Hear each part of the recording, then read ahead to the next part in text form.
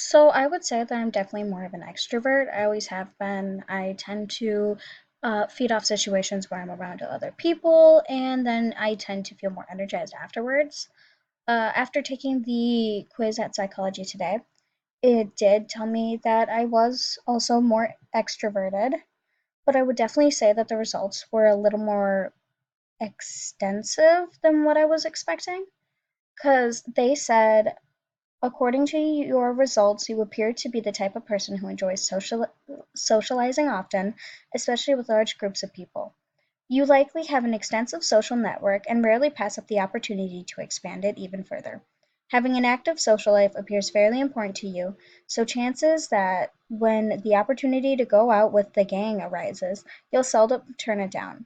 Individuals who score similarly to you enjoy interacting with a variety of people, regardless if they're friends or strangers. They are extremely people oriented and are often described as the life of the party and tend to be exceptionally outgoing.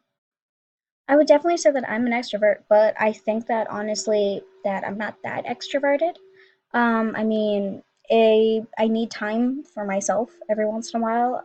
If I don't get it, I tend to feel burnt out, tired. But at the same time, if I have too much time to myself, then I feel even more tired. So, also, if I get a call from a friend right off out of the blue, if I'm busy that day or I'm feeling tired, I probably won't hang out that day. But yet again, I will set something up for that week in order to go out. Also, I don't tend to go out with large groups of people.